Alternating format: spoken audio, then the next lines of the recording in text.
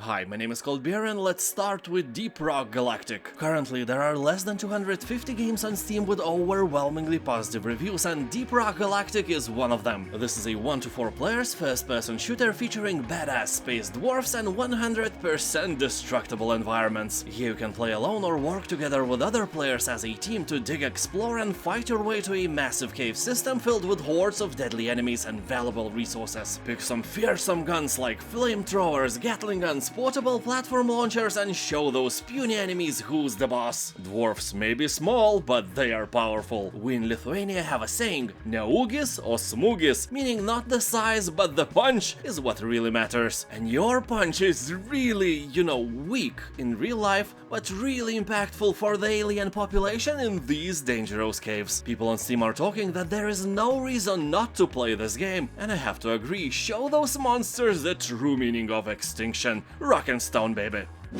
The Alien Cube.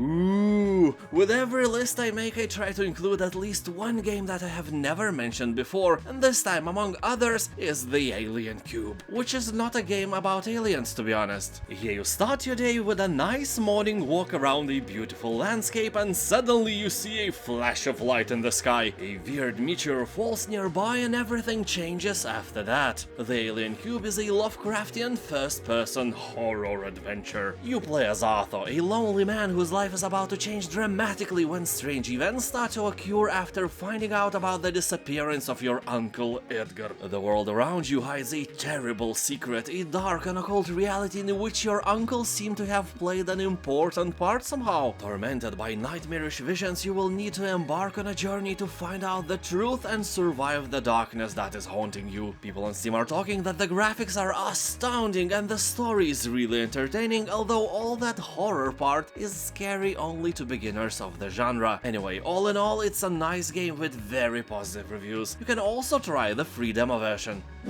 Monster Hunter Rise.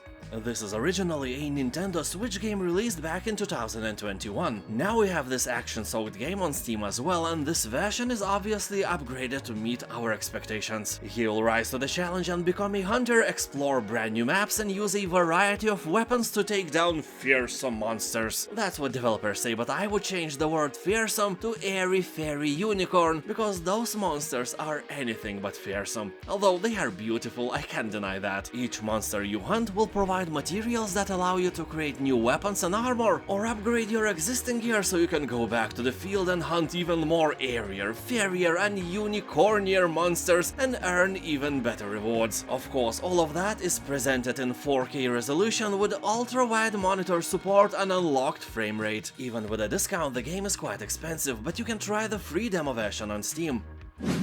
Timberborn. Humans are long gone. Will your society of lumberpunk beavers do any better? Real beavers, I'm not talking about the beaver of your girlfriend this time. Timberborn is a city-building game featuring ingenious animals, modular vertical architecture, and water control mechanics. But be aware that the game contains high amounts of wood. Not that wood, jeez, what's wrong with you? Also, he will control smart beavers. Well, beavers will be as smart as you let them to be. All in all, you will be the guide of their civilization, so it might very well be that they are already doomed.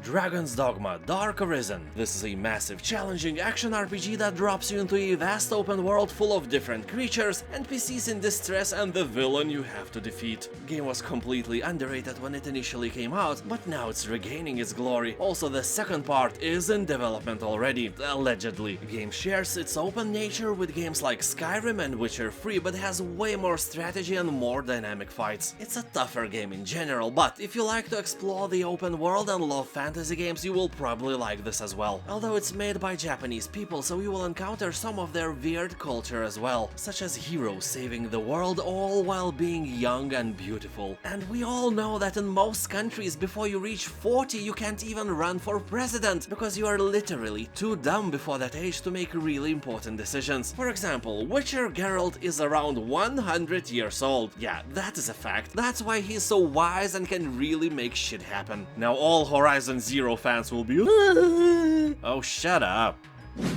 Tales of Neon Sea. what is your favorite out of the 7 Cs? The Puss Sea. Yeah, this is a retro-style pixel art adventure set in a cyberpunk cityscape where you will encounter numerous items to investigate, curious Easter eggs, and a whole cast of interactive NPCs. Here you must analyze. Oh, come on, grow up.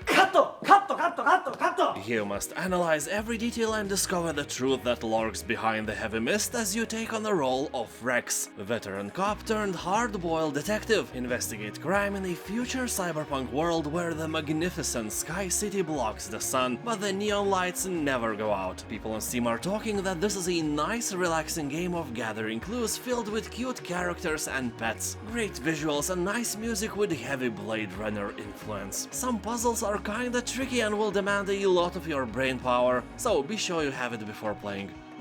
Kerbal Space Program. This game is fun, but also it is very hard. You will have to create your own spaceship, and rocket science is anything but easy. Building a spaceship here reminds me of creating abominations in Spore. Every detail can be scaled, turned, and attached to another detail, so you have to do everything right in order to take a space flight. Game has a really good physics engine, so you can take off successfully with a giant unicorn or something, but if you practice enough you can send a giant potato salad bowl to the moon. Nah, you probably can't, but you can try.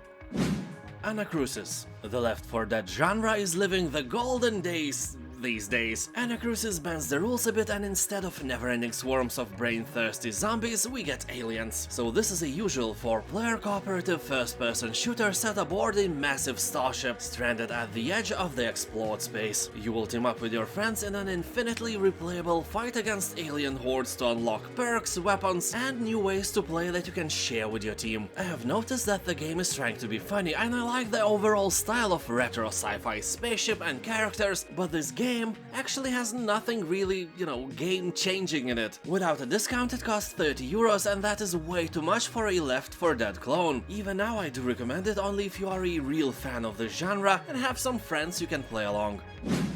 Wingspan. Let me start with the fact that this game has an overwhelmingly positive review score on Steam. Yeah, so you don't skip thinking that this is some lame card game. Well, it's a card game, but as far from lame as you are from cool. Yeah, I don't even know why you watch my videos, to be honest. But that was a joke. You are a wonderful person, never doubt that. When you look at the mirror next time and see that face, that is a cool face, just deal with it. And you know what else is cool? This game. Yeah, here you are a bird enthusiast, researcher, bird watcher, ornithologist, and collector seeking to discover and attract the best birds to your network of wildlife preserves. Each bird extends a chain of powerful combinations in one of your habitats. Each habitat focus on a key aspect of the growth of your preserves, and so on. This game is meant to be played from 1 to 5 people, so if you have some nerdy friends, tell them something nice, because now you know how, and convince them to play this game together. If not, there is always a mother-in-law who can help. If not yours, then somebody else's. World is filled with them. The Longing.